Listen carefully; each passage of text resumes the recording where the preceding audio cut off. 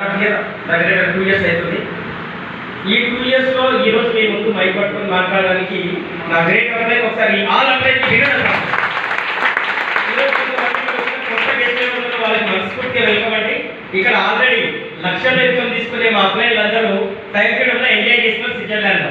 So ఇక్కడ almost crowded మ్యూజిక్లో ఉన్న మా టాప్ అందరూ ఫార్మల్ ఎంజాయ్ చేస్తున్నారు. ఫ్రెండ్స్, బిజినెస్ని చాలా ప్యాషనేట్గా తీసుకున్నాం. ఈ బిజినెస్ తీసుకున్న వితిన్ 6 months లో మేము 9 లక్షల కార్ తీసుకున్నాం. బయట ఉంది. ఈ బిజినెస్కి రాకముందు డ్రై ఫ్రూట్ బిజినెస్ చేస్తుంటే అలాంటి బిజినెస్కి వచ్చిన తర్వాత వచ్చే రోజు జీరో ఏం తెలియదు.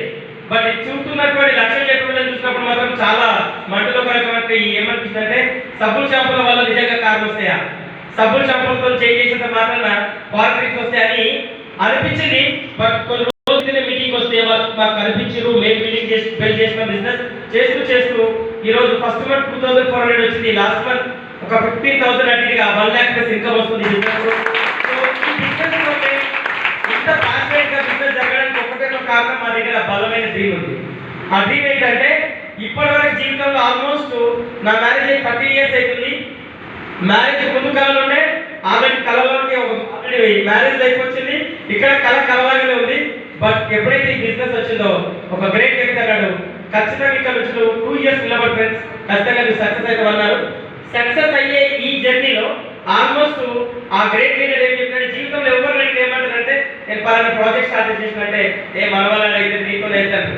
కానీ భూమి మీద ఫస్ట్ వ్యక్తి సలీం సార్ చెప్పాడు, ఖచ్చితంగా మీరు సక్సెస్ కావాలి.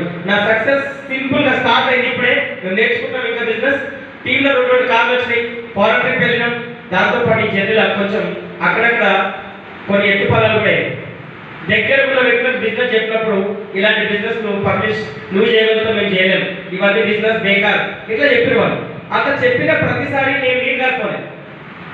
వాళ్ళు మార్కెట్ ఏదైతే చెప్తున్నారో దానికి కంప్లీట్ అపోజిట్ అప్లై అంటున్నాడు. ఇవన్నీ నేను చూసొచ్చాను. ఇప్పుడు నువ్వు చూస్తున్నావు, నేను చూసొచ్చిన ఆల్రెడీ. నువ్వు కొంచెం పేషెన్స్ గా ఉండు. ఎవరైతే నో అన్నారో వాళ్ళకి నమస్తే చెప్పి జస్ట్ ఎవరైతే నీతో పని చేయన్నారు అలా పనిచేస్తూ వెళ్ళాం. ఈరోజు క్రౌడ్ డైరెక్టర్ అయ్యి కార్ బుక్ లో ఫోటో వచ్చి ఒక 4 ముందు టెస్ట్ బుక్ చెప్పుకోవడానికి మాకు అదృష్టమైన అవకాశం వచ్చిందంటే ఇక్కడ ఎవరైతే నో అన్నారో వాళ్ళందరూ ఎస్ అన్న వాళ్ళకి ఇంపార్టెంట్, అంతకంటే డబుల్ ఇంపార్టెంట్ నో అన్న వాళ్ళు. ఎందుకంటే సార్ వాళ్ళందరూ కార్పొరేట్ అనమాట. అవునా లేదా? మనకి ఎవరైతే మార్కెట్లో నో అంటున్నా వాళ్ళే మన వెల్విషర్స్. అట్లా వాళ్ళతోని నో అన్న వాళ్ళ నుంచి ఒక ఫైట్ తయారు చేస్తారు. నాతో ఎవరైతే నో అన్నారో వాళ్ళ ఫొటోస్ అన్ని పెట్టుకొని ఎప్పుడైతే మైండ్ లో కొంచెం సన్నగా అనిపిస్తుంది కదా అలా ఫోటో చూస్తే గర్వం వస్తారు అనమాట. ఎందుకంటే ఆయన ఏమంటారు, ఒకవేళ పడిపోయిన మనకు 3 రోజుల నుంచి 45 గెలవదు అంటారు. అవునా లేదా? కానీ దానికి సక్సెస్ కావాలన్నా వద్దన్న దానికి మనకు సక్సెస్ కావడానికి 24/7 మనకు మోటివేషన్ చేసి ఏంటంటే ఇలాంటి ఎన్విరాన్మెంట్ లో కొత్త వచ్చిన వ్యక్తి గంట సేపు 2 గంటలు ఎన్విరాన్మెంట్ అవుతారు, ఒక 2 రోజుల దాకా ఉంటుంది. కానీ మన లోపల ఉన్నటువంటి ఏదైతే ఆర్థిక పరిస్థితులు లేకపోతే ఫైనాన్షియల్ గా మనం రీచ్ అయ్యే ఏదైతే మన డ్రీమ్ ఉందో అది 24/7 మనలో ఖచ్చితంగా మోటివేట్ చేస్తుంది. సో ఈ మోటివేషన్ మనం పనిచేస్తుందండి. ఇట్లా పనిచేస్తూ వెళ్తున్నప్పుడు సమాజంలో మీరు అందరూ బోర్ కావాలంటే ఒక చిన్న స్టోరీ చెప్పమంటారా? సూపర్ కనెక్ట్ అవుతుంది అనమాట. మీరు జీవితంలో మర్చిపోరు. అలాంటి స్టోరీ చెప్తారు. సో ఆ స్టోరీ ఏంటంటే జనాలని ఎంతమంది స్టోరీని పిక్చరైజేషన్ రూపంలో చూపిస్తే ఎలా ఉంటుంది, స్టోరీ ఎంత నీరు వస్తుంది. ఎసార్లో పిక్చర్ విజువల్ చూపించినప్పుడు నిద్ర రాదు ఎవరికి, ఎందుకంటే చూస్తుంటారు కాబట్టి నాకు తెలిసి నేను మీకు ఇచ్చే అలాంటి స్టోరీ ఏంటంటే ఒక ముగ్గురు ఫ్రెండ్స్ నార్త్ ఇండియా నుంచి ఇండియాకి వచ్చిన తర్వాత ఇండియాలో ఉన్నటువంటి పీపుల్ చూసినప్పుడు వాళ్ళకి ఒక రకమైనటువంటి జెల్సీ కలిగిందంట. ఇండియాలో ఉన్న వాళ్ళు చాలా ఎర్రగా వైట్ ఉన్నారు, చాలా అందంగా ఉన్నారు, మేమే ఇంత నల్లగా ఉన్నామని. కానీ వాళ్ళ కంట్రీలో ఉన్నారో అప్పుడు వాళ్ళకు నల్లగున్నారా తెల్లగున్నారా ఫీలింగ్ రాలే. అట్లా మన సమాజంలో ఉన్న ఫ్రెండ్స్ అంతా నీ డ్రీమ్ అనగానే ఒక ఫీలింగ్ వచ్చింది వాళ్ళకి, అరే డ్రీమా మాతో సక్సెస్ అని. సో ఈ ముగ్గురు వ్యక్తులు వాళ్ళు ఏం డ్రీమ్ చేస్తున్నారు ఈ హైదరాబాద్ వచ్చిన ఎక్స్కర్షన్ లో నార్త్ ఇండియన్స్ అంటే వీళ్ళు ఉన్నటువంటి ఈ వైట్ లేకపోతే అంత అందంగా ఉన్నారు కదా, భగవంతుడు పక్షపాతేమో మమ్మల్ని నల్లగా కొట్టించున్నా మీరు చాలా తెల్లగా ఉన్నారు. అలా కఠోరమైనటువంటి వాళ్ళ యొక్క మైండ్ ఉన్నటువంటి ఆ అంతర్గతంలో భగవంతుడు ప్రత్యక్షమయ్యి ఆ ముగ్గురు లైన్లో పెట్టి ఒక్కొక్కరిని అడిగినట్ట. ఫస్ట్ వ్యక్తిని అడిగినట్ట, ఎందుకు మీరు చాలా ఆవేదనలో లేదా దైవ దూషణ చేస్తున్నారు, ఏంటి ప్రాబ్లం అంటే దైవ దూషణ కాదు మరి వీళ్ళందరూ ఇంత తెల్లగా ఉన్నారు, నేను నల్లగా ఉన్నా కదా, నా ఈ ఇద్దరు చూస్తున్నారు కదా వీళ్ళకంటే కొంచెం తెలియజేయాలంట భగవంతుడికి సాధ్యమా లేదా తదాస్తున్నట్ట ముగ్గురు నలుగురు ఒకనే కొంచెం బయట అయిపోయింది ఇక ఫస్ట్ ఆయన లైన్ అయిపోయింది రెండో ఆయన వచ్చి ఆ రెండో ఆయన అడిగారు మరి నీటంటే ఆయన ఇప్పటిదాకా నాకు డిఫరెంట్ కోరుకుంటే ఇప్పుడు అంతకంటే డిఫరెంట్ కోరికలు వచ్చిందంటే మేము తిరిగి ప్రయాణమై మా దేశానికి వెళ్ళిపోయే లోపల నన్ను వ్యక్తి చేయాలంటే కొంచెం మొదటి కంటే నన్ను కొంచెం ఎక్కువ వైట్ చేయాలంట భగవంతుడు తదాస్తు అని ఆయన కూడా వైట్ చేశాడు ఇక మూడో వ్యక్తి సమాజం ఈయన పిలిచినమాట పిలిచి అయ్యా నీదేం కోరుకుందో తొందరగా చెప్తే నీలాగా కోరుకునే వాళ్ళు ఇంతమంది ఉన్నారు అందరి దగ్గరికి వెళ్ళి నేను ఆశపడే వాళ్ళని ఏం కోరిక అంటే అని అన్నట నాకు ఈ భూమి మీద ఎలాంటి కోరిక లేదు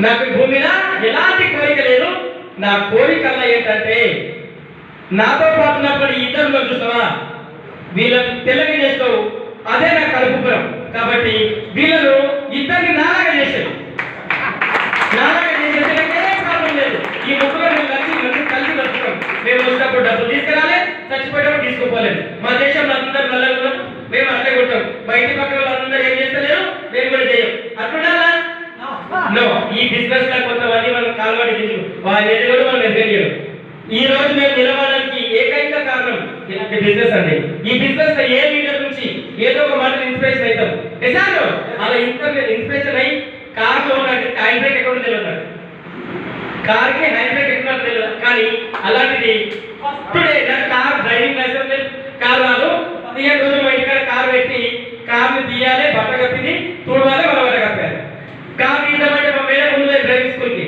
నేను ప్లాన్లు తక్కువ చెప్తే తొందరగా సక్సెస్ వస్తుంది నువ్వు ప్లాన్లకు వెళ్ళి నేను డ్రైవింగ్ చేస్తానని డ్రైవింగ్ నేర్చుకుని ఎక్కువ తీసుకుపోయేటప్పుడు కొంచెం దూరంలో నడిపించి ఆగిపోయింది గ్రేట్ లీడర్ ఎక్కువ దర్శనం నాకు ఇంప్రెషన్ మైండ్ టీం అందరికీ ఇండియా కార్ కూడా బయటికి తీయాలని నాకు కూడా తీయాలని ఇక్కడ డ్రైవింగ్ రాదు వన్స్ ఒక రోజు సలీం సార్ చెప్పినామట నీకు డ్రైవింగ్ వచ్చు సార్ మీరు వచ్చే కదా నాకు అదే చదువులో చెప్పింది తాళం చేసిన మా వైఫ్ బిజినెస్ ఉన్నా సరే పోయినా సరే ఏమన్నా అయితే ఎట్లా ఏ కార్ మాత్రం తీయొద్దు నేర్చుకున్నాక తీయాలి నేర్చుకునే టైమే లేదు పొద్దున బాగుపోయినా మీ అందరు సాక్షి చెప్పి ఇప్పటికే ఏం తినలే పొద్దున చేతి ఇప్పటి పొద్దున 11 గంటలకు బాగుపోమన్నారు ఇక్కడ కూర్చున్న మధ్య తిన ఎంత బాధ్యత పని చేస్తున్నాం టైం లేదు మనం ఎప్పుడు నేర్చుకున్నా సలీం సార్ చెప్తే బుద్ధి ఎవరి బాధ్యత కారు డ్యామేజ్ అయినా కారు బుద్ధి నా బాధ్యత ఎవరిది అప్లై చెప్పేసి బుద్ధ పర్లేదు గడ్డ చేసిన పర్వాలేదు సో నేను కారు తీసిన హై డ్రైవ్ అని చెప్పకుండా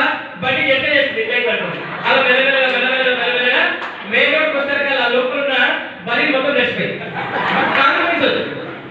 కారు ఇంతే కదా అనిపించింది సలీం సార్ వచ్చి పరమేశ్వర మీకు కారు వచ్చి నా అప్లై ఎంత ఇంటెన్షన్ గా చూస్తుంటే సార్ నేను వచ్చే సార్ కాసుకొని చూస్తున్నాను కుదురుగా వస్తున్నాను వచ్చేసాం ఆ కారు తీసుకొని పోయాను సంగారెడ్డి మెయిన్ హైవే మీద ఆ పక్కన కూర్చున్నాడు తీసుకున్నాను నేనేమంటే పర్పస్ గివెన్ పవర్ పర్పస్ ఉండాలి అవునా లేదా పర్పస్ ఉంది నా టీం వాళ్ళు చూస్తున్నారు పరమేశ్వర కోసం చాలా ఈ బిజినెస్ లో నేమ్ ఉంది ఫేమ్ ఉంది రికగ్నిషన్ ఉంది అంతకు మించి ఇక్కడ మానవత్వంగా చేయాల్సిన మొదటి పని ఏమవుతుందంటే రెస్పెక్ట్